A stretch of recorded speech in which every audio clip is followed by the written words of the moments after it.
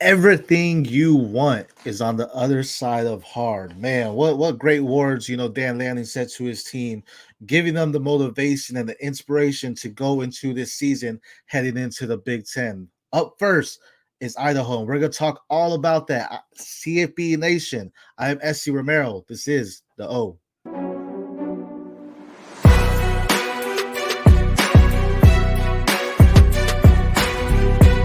All right, everybody got goals and aspirations. You know how you get those? You be the best where you're at.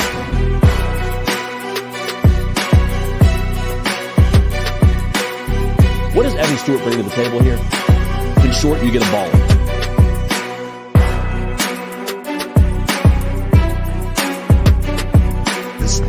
The grass is not always green. In fact, the grass is damn green in Eugene.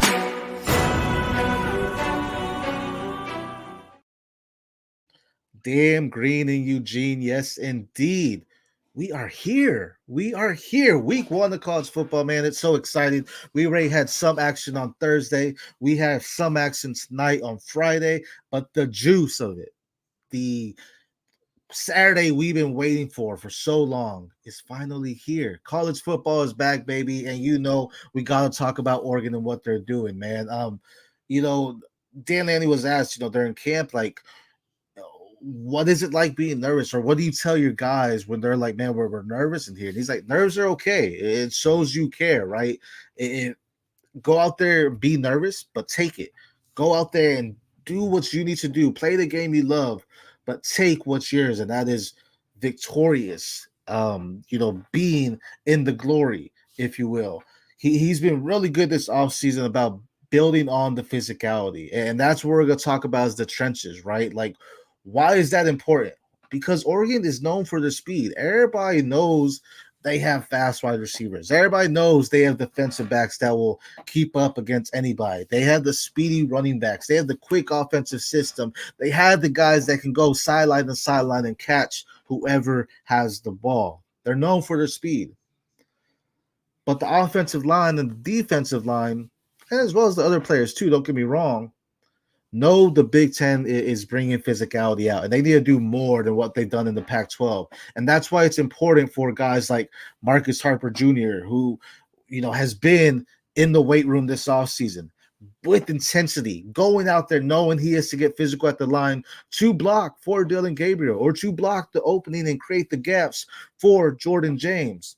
It's about the veterans, right? You're Johnny Cornelius. He's going to be the anchor. This guy's blocking techniques are phenomenal. What he's going to do on the outside to make sure these defensive ends, like Jordan Burch, aren't getting to Dylan Gabriel. Luckily enough for him, Jordan Burch is on his team, right? And this is a guy that on the opposite side of the ball knows he has to come with the heat. He knows he has to come with the fire. He knows he has a job to do, and that is create pressure. Brandon Dolores is gone, right? He got drafted. No more. Who's going to step up on that defensive line and take it to the next level and bring some intensity to some of these good quarterbacks they're going to be facing in the Big Ten? Now, some people have Oregon as a favorite to win the Big Ten. I can see it, but it's not going to be easy, right? It's not a cakewalk. They still got to play Washington, and Washington swept them last season, right? So there's some big things. I know Washington has different coaching and everything, but everything's coming together. And the best part about this, about Dan Lanning said, is, what do you look forward to on Saturday when he was asked? Well, I think it's being able to see my guys play, right? Like spring games, nothing compares to this, right? This is their time to go out on the field. Some guys that transferred over in the portal, some guys that are just coming in, the freshmen, they're going to get to play at Autzen. And the energy there, man, I know Duck Nation is going to bring it. It's going to be great, which leads us to Idaho, week one. Now, earlier on the I talked about the first 3 weeks are crucial before they hit the first bye week, right? The first 3 weeks are crucial because as much as it may seem like a potential cakewalk, it never is in college football. There's talent on both sides. Now, I think the big part about this is for Oregon, their wide receivers need to get going earlier. Their running backs too, right? Jordan James, Nolan Whittington. You could throw in Jay Harris in there. They're running backs too, right? But their wide receivers are going to need to be getting going. This chemistry with Dylan Gabriel, he's the leader. He needs to see what he can do with his wide receivers. And the Oregon wide receiver room is stacked. We talked about it over and over on how stacked it is. So we're going to have to see them get going early. Their defensive backs, though, secondary is a damn near new room. They got so many guys in the portal for the secondary, and it's going to be important to see what they do as well in guarding these wide receivers. Now, the benefit is for Idaho, their top 3 wide receivers from last year are either drafted or they went into the portal. So they got some new faces. They do have a nice guy in Jordan Dwyer who has some speed to him, who can definitely make the moves, but I do expect, Jabbar Muhammad to get on him. I do expect, you have your defensive momentum to go after him. And this is going to be huge for him because their wide receiver in Giovanni McCoy is gone, right? Or excuse me, their quarterback, Idaho's quarterback in Giovanni McCoy is gone. He went to Oregon State, so we're actually going to see him in a couple weeks. So now they have a guy here in Jack Lane who did pretty well last year, completed 78% of his passes, threw with some precision. He doesn't turn the ball over, which is also something great. Like he just knows how to play smart football, and that's going to be important because Oregon's known to, get it fast and going. If he can slow it down, that could be the recipe to beating Oregon, knowing how to slow down their tempo. And that's going to be important for him. And that, again, leading back to the defensive line, bringing that pressure. They're going to need to collapse the pocket quickly, not give him the time to think. So he's finding his wide receivers and making the plays. On the defensive side of the ball for Idaho, they have different guys there. They have some returning veterans. They really got it covered on every avenue as far as their veterans. They got a defensive back in Tommy McCormick, had his best season last season, had no interceptions after having 4 this past year. It is great. They have linebacker Matthias Bertram, was also great. Stanley got him better over the years. He has to step up a little bit in his coverage game. So that's, again, where Oregon's wide receivers can shine. And then you have defensive lineman Keyshawn James Newby, who's he's good. He has speed. He has strength. But again, bringing back to AJ Cornelius, Johnny Cornelius, right? You have guys like Marcus Harper. You have guys like Josh Cornerly going in there to bring that heat and protect Dylan Gabriel and protect the backfield of Oregon as well. There is a lot of things to be excited about. This is some big opportunities for them. I expect Jabbar Muhammad to have a great game. That's going to be someone I'm on watch, right?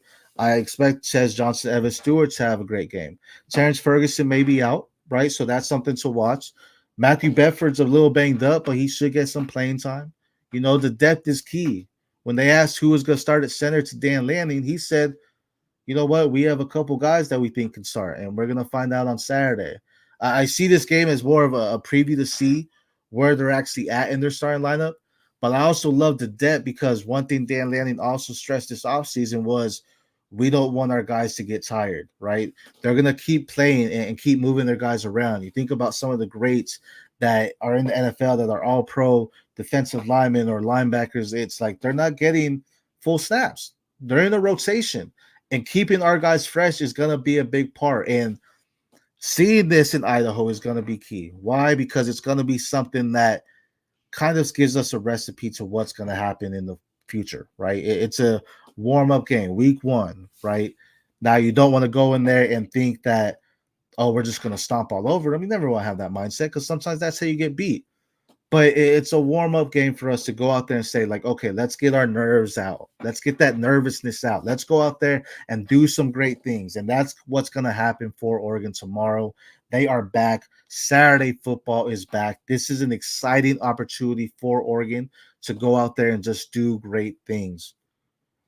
CFB Nation, we're going to be covering it. We're going to do a recap here on Sunday and then preview next week's game on Sunday as well. Until next time, I'm SC Romero. Peace. All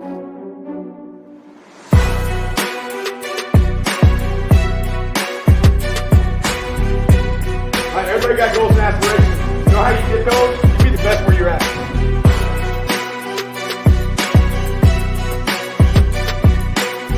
What does Evan Stewart bring to the table here? In short, you get a baller.